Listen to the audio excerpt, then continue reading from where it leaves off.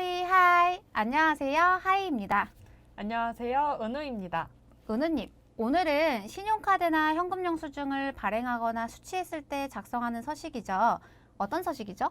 네, 신용카드 매출전표 등 수령 명세서랑 신용카드 매출전표 발행 집계표 두 개 서식입니다. 네, 맞아요. 은우님, 그러면 오늘 해당하는 서식에 대해서 프로그램에 입력하는 방법과 그리고 사용하는 방법에 대해서 알아보는 시간을 갖도록 할게요. 화면 같이 볼까요? 네, 좋아요. 네, 은우님, 해당하는 화면은 스마트 A10 회계관리 메인 화면이죠. 네. 해당하는 서식은 왼쪽에 주요 신고 서류 쪽에 신용카드 매출전표 등 수령 명세서, 그리고 신용카드 매출전표 발행 집계표 이렇게 위치해 있는데요. 신용카드 매출전표 등 수령 명세서는 매입에 대해서 작성하는 서식이고, 그리고 신용카드 매출전표 발행 집계표는 매출에 대해서 작성하는 서식이에요. 그러면 신용카드 매출전표 등 수령 명세서에서 불러오는 유형은 어떻게 되죠? 메인 매출 전표 입력에서?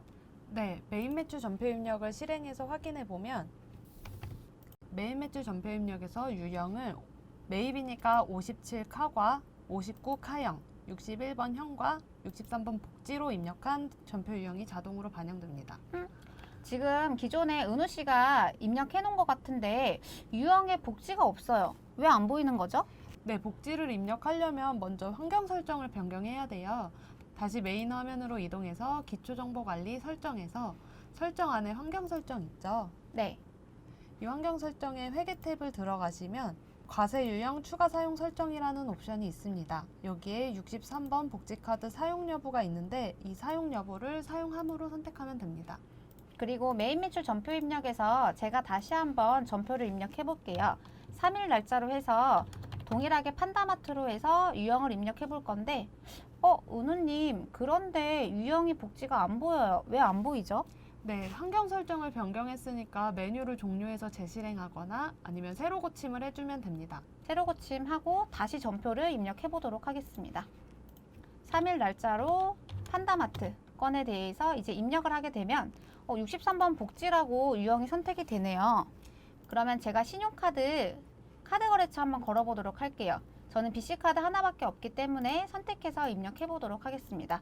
그리고 확인 버튼을 누른 다음에 금액은 63만 원 입력해 보도록 할게요.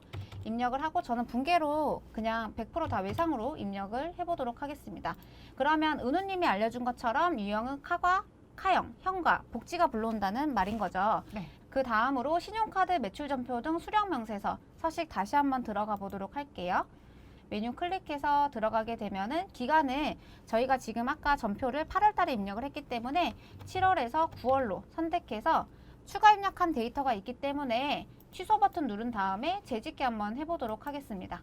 신고 서식을 보면은 다른 건 다 알겠는데 사업용 신용카드랑 기타 신용카드라고 구분되어 있네요. 두 가지의 차이점은 어떤 거죠? 네, 이게 국세청에 등록된 사업용 카드면은 사업용 신용카드에 그 외 개인이나 등록되지 않은 카드 같은 경우에는 기타 신용카드에 반영이 돼요. 은우님, 그러면 프로그램에서 어떻게 등록해야 되나요? 이거는 거래처 등록에서 변경을 하면 되는데요. 거래처 등록 좀 한번 가봐 주시겠어요? 네, 그러면 거래처 등록 메뉴 한번 들어가 보도록 할 건데 기초정보 관리 쪽에 거래처 등록 메뉴 실행해 보도록 하겠습니다. 들어가게 되면은 저 실행했어요. 이게 카드이기 때문에 카드 탭으로 이동해서 구분을 매입인 거를 선택해 주시면 오른쪽에 카드 구분이라고 있습니다. 회사나 개인, 그리고 제로페이로 입력한 거는 기타 신용카드로, 그리고 회사 사업용, 개인 사업용으로 입력한 거는 사업용 신용카드로 반영이 됩니다. 되게 직관적으로 구분이 되어 있네요.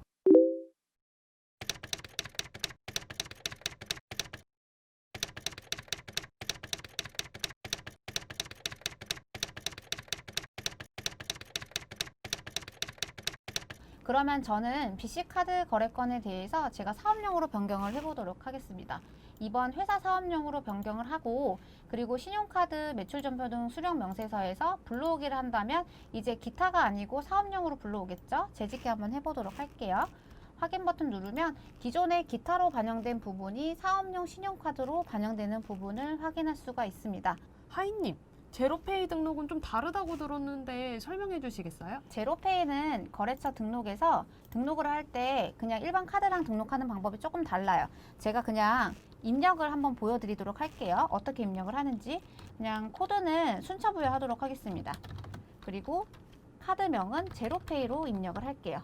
그러면 구분은 당연히 매입이기 때문에 0번 매입을 선택을 하겠죠. 그리고 오른쪽에 카드 구분이 제로페이 4번이라고 있어요.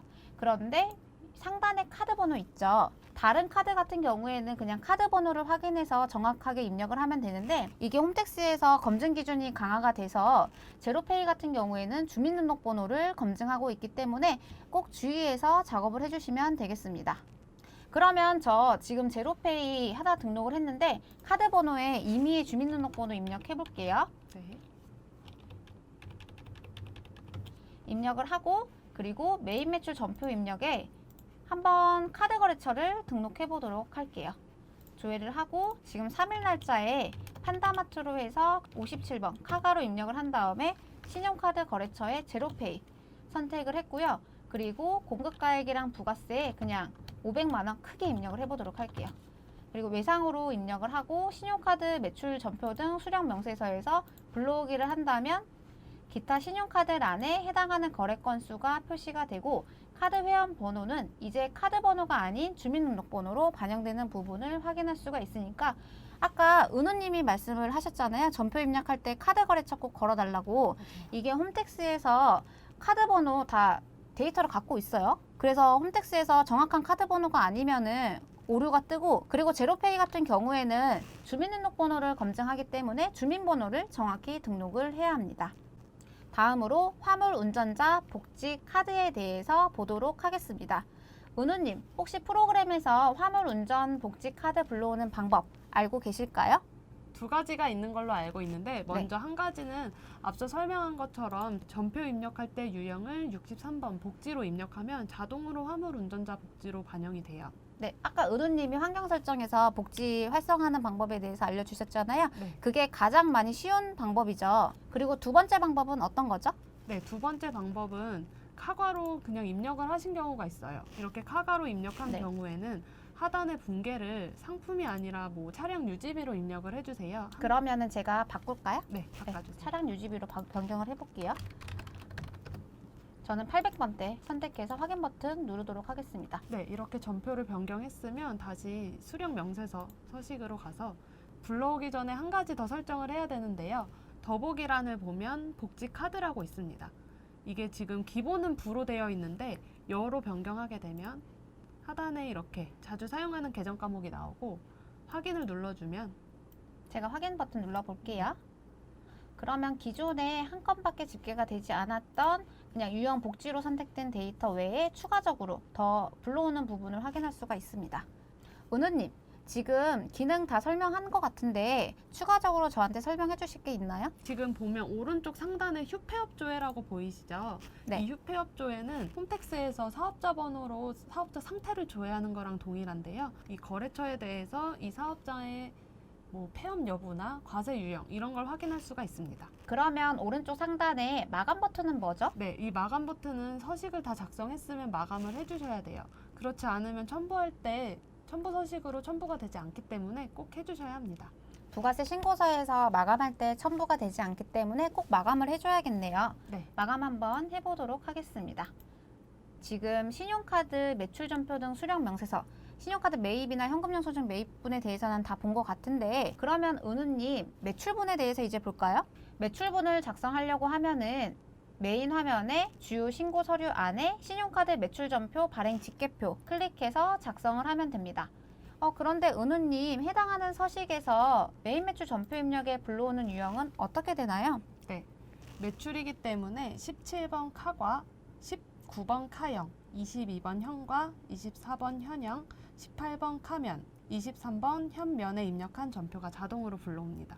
그러면 은우님 유형은 총 6가지가 신용카드 매출 전표 발행 집계표로 불러오는 부분이네요. 네. 그러면 기간은 지금 8월 달에 입력을 했기 때문에 7월에서 9월로 선택한 다음에 불러오기 한번 해볼게요. 네.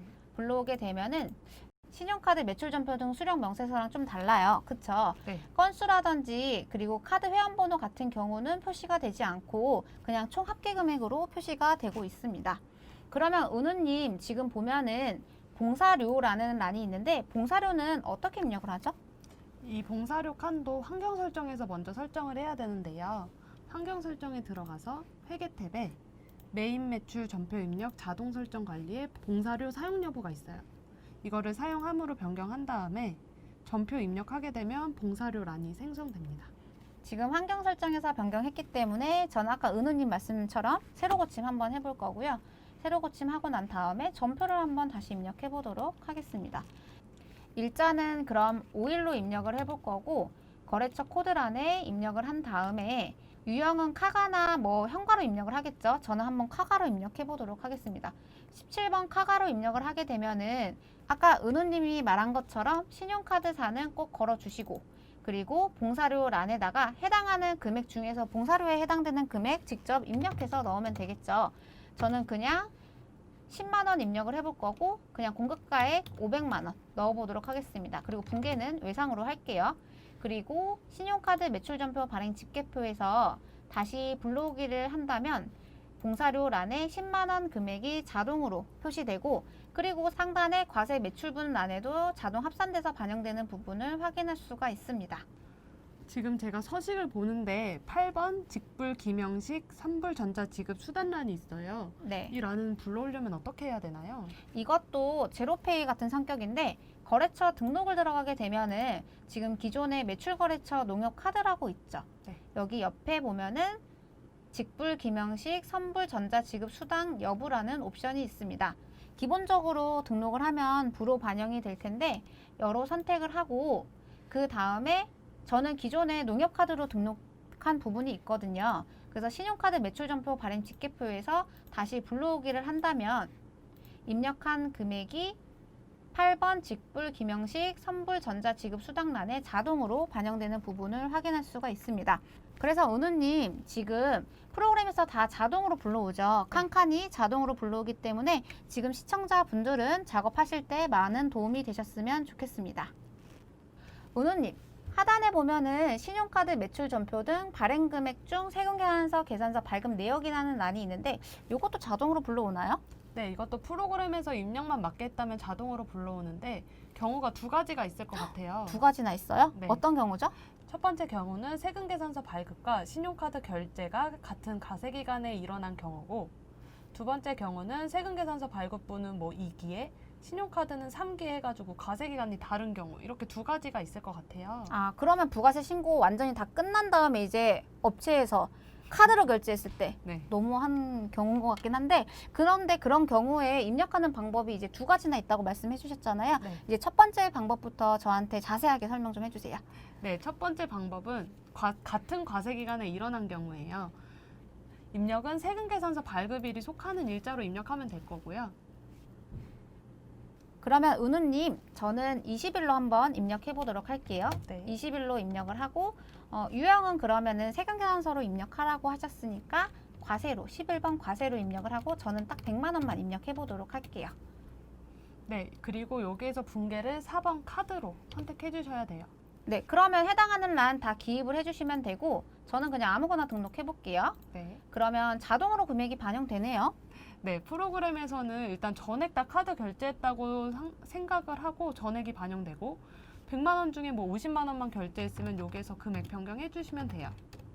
저는 변경을 한번 해볼게요. 네. 그리고 확인 버튼을 누른 다음에 신용카드 매출전표 발행 집계표에서 불러오기를 한다면 하단에 9번 세금계산서 발급 금액 란에 표시가 되고 상단에도 합산이 되죠. 네. 이게 첫 번째 케이스고 이 케이스는 같은 과세기간 안에 세금계산서로 끊고 카드로 결제했을 때 사용하는 방법이고 두 번째 케이스는 어떻게 입력을 하죠? 네, 두 번째 경우에는 일반 전표 입력에서 입력을 해야 돼요. 이미 과세기간이 종료되었기 때문에 부가세 신고를 했겠죠? 그러면은 부가가치세 신고서에 해당 매출분은 포함해서 신고하면 안 돼요. 그래가지고 프로그램에서는 일반 전표 입력에서 입력을 해야 합니다. 입력하는 방법은 일반 전표 입력으로 들어가면 되겠네요. 네. 들어가고 저는 9월달로 그냥 선택해서 조회해 보도록 할게요. 네, 이때 입력은 차변의 미수금으로 입력을 해야 돼요. 거래처는 그냥 아무거나 걸게요. 네. 그리고 차변에 미수금 120이죠. 네. 미수금으로 입력을 하고 금액은 그냥 100만 원 동일하게 입력을 할게요.